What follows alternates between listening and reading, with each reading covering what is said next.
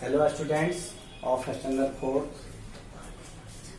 आज आप लोगों को अध्याय 3 में हम लोग पढ़ाई करेंगे, लेकिन इससे पहले जो लेसन 2 था आप लोगों ने पढ़ाई की थी और उससे जुड़ा हुआ सवाल जवाब भी आप लोगों को हमने भेज दिया था। आप लोग अवश्य फेयर किए होंगे और यदि कोई कमी भी रह गई है तो आज जो आंसर शीट है उसको हम लोग भेजेंगे आपको, उससे पूरी कर लेंगे। और अभी हम लोग अध्याय 3 में मेरी पहली हवाई यात्रा स्टार्ट हो रही है पढ़ाई। हम लोग अभी आपके पास अगर बुक है तो खोल करके बैठ जाएं तो और अच्छा रहेगा पढ़ने और समझने में, और या नहीं है तो आपको पीडीएफ इसका भेजा जाएगा, उसके माध्यम से इसको अपना ऑडियो खोल करके इसको वीडियो खोल करके आप पढ़ सकते हैं, समझ सकते हैं। तो कहानी की शुरुआत होती है इस प्रकार से। हवाई यात्रा के रोमांचक अनुभव के बारे में यहाँ पर ये कहानी दी गई है। ये 303 प्राची अपार्टमेंट्स, मुखर्जी नगर, दिल्ली, 27 जून 2016 को प्रिय स्वाति को लिखा गया है। स्वाति को लिखा है, पिछले सप्ताह मुझे तुम्हारा पत्र मिला लेकिन मैं उसका उत्तर नहीं दे पाई। उनकी सहेली ने लिखा है स्वाति को। किनको लिखा है? स्वाति को। तो सहेली का नाम लास्ट में आएगा। तो अभी हम लोग कहानी में जरा देखते हैं, पत्र में देखते हैं कि क्या कहा है स्वाति को भेजने वाले ने। पिछले सप्ताह लिखती हैं, पिछले सप्ताह मुझे तुम्हारा पत्र मिला लेकिन मैं उसका उत्तर नहीं दे पाई क्योंकि उसके अगले दिन ही मैं अपने मम्मी पापा के साथ छुट्टियां मनाने हवाई जहाज से कोलकाता गई थी। तो आप समझ रहे हैं कि पत्र मिला लेकिन उनके जवाब न देने का कारण क्या था? क्योंकि वो अपने माता पिता के साथ छुट्टियां मनाने के लिए कोलकाता चली गई थी। तो इसी का खेद व्यक्त करते हुए इन्होंने ये पत्र लिखा है। यह मेरी पहली हवाई यात्रा थी इसलिए मैं बहुत उत्साहित थी। यात्रा के दिन हम अपने समय से 2 घंटे पहले ही टैक्सी द्वारा इंदिरा गांधी इंटरनेशनल एयरपोर्ट के लिए निकल पड़े थे। आप लोग जानते हैं बच्चों की हर आदमी के लिए, हम जिसने भी हवाई यात्रा नहीं की है उनके लिए ये बड़ा रोमांचकारी होता है कि भाई कैसा होगा उसका यात्रा करना। तो ये बड़ी ही जहन में एक नई बात आती है। इस तरह से यह मेरी पहली हवाई यात्रा थी इसलिए मैं बहुत उत्साहित थी। यात्रा के दिन हम अपने समय से 2 घंटे पहले ही टैक्सी द्वारा इंदिरा गांधी इंटरनेशनल एयरपोर्ट के लिए निकल पड़े थे। हम इंडियन एयरलाइंस के विमान से यात्रा करने वाले थे। इन लोग का यात्रा जो है इंडियन एयरलाइंस विमान से होने वाला था, इसलिए एयरपोर्ट पर पहुंचकर सबसे पहले हम इंडियन एयरलाइंस की टिकट खिड़की पर गए।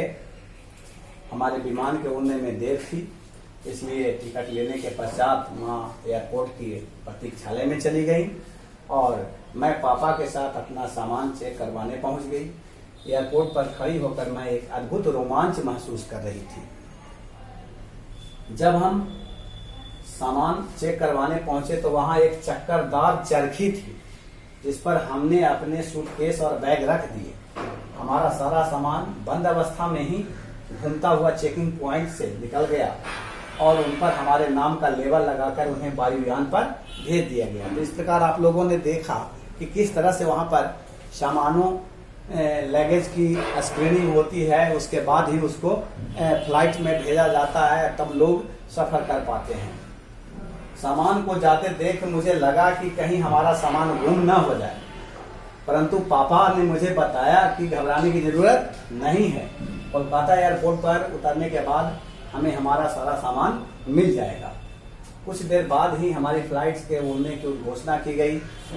अन्य यात्रियों के साथ साथ मैं भी अपने मम्मी पापा के साथ रनवे की ओर चलने के लिए तैयार हो गई। अंदर जाने से पहले हम मेटल डिटेक्टर से गुजरे, उसे चेक किया जाता है।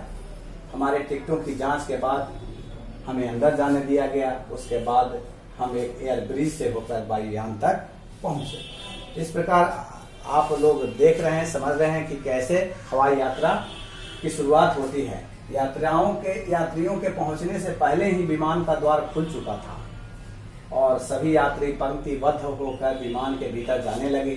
विमान के द्वार पर 2 विमान परिचारिकाएं यात्रियों का स्वागत करने के लिए खड़ी थीं। जैसे ही मैं विमान के अंदर घुसी मेरा मुंह आश्चर्य से खुला रह गया। पूरा विमान स्वच्छ और वातानुकूलित था। यानी विमान के अंदर जो स्थिति होती है वो बहुत ही साफ सुथरा होती है और वातानुकूलित होता है, यानी वहां पर जाने के बाद बिल्कुल मौसम बड़ा अनुकूल होता है, न गर्मी वहां लगती है न ठंड लगती है, तो इस तरह से अनुकूल बना होता है। तो उसमें आरामदायक सीटों की कतारें लगी थी, सबकी तरह हम भी अपनी सीटों पर जाकर बैठ गए। कुछ क्षणों बाद ही एक उद्घोषणा हुई और हम सबसे अपनी अपनी सीट बेल्ट कसकर बांधने के लिए कहा गया।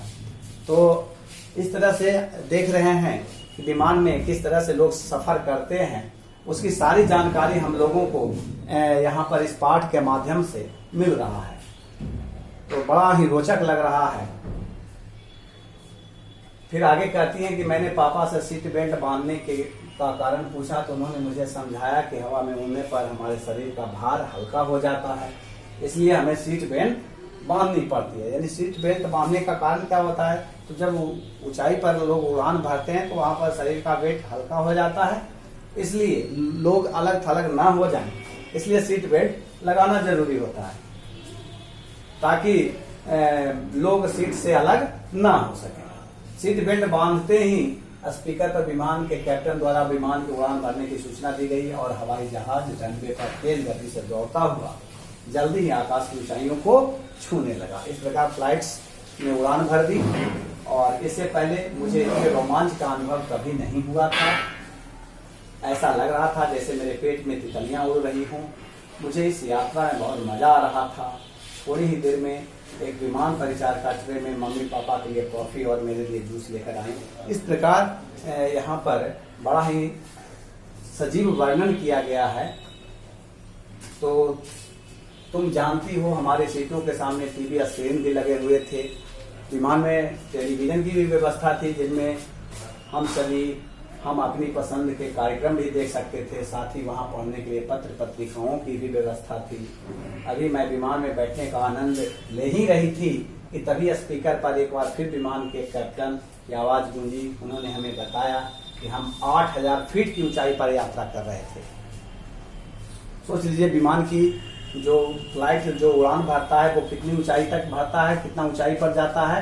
तो यहाँ पर बताया गया है कि विमान फ्लाइट्स की उड़ान जो है कम से कम 8000 फीट की ऊंचाई पर ये उड़ान इनका विमान भर रहा था।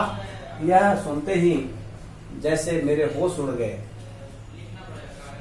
मैंने डरते डरते खिड़की से बाहर देखा तो चारों ओर बादल ही बादल दिखाई दे रहे थे। तो ये सहेली से सब ये अपनी बयां कर रही हैं बातें अपने इस पत्र के माध्यम से।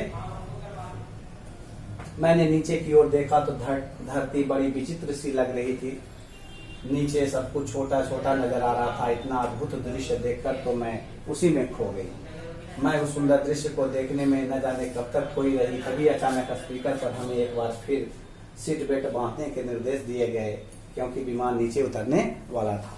तो उतरने के क्रम में भी सब लोगों को बेल्ट बांध लेना होता है। हम सबने फिर से अपनी अपनी सीट बेल्ट बांध ली। आसमान की ऊंचाइयों से नीचे की ओर आता हुआ विमान एक बार फिर रनवे पर दौड़ने लगा और कुछ ही देर बाद अचानक रुक गया। हम सबने अपनी सीट बेल्ट खोली और हवाई जहाज से बाहर निकलकर एयर ब्रिज के द्वारा एयरपोर्ट पहुंचे। चेकिंग पॉइंट पर हमें अपना सामान भी मिल गया। सामान लेकर हम एयरपोर्ट से निकले और टैक्सी स्टैंड की तरफ चल दिए।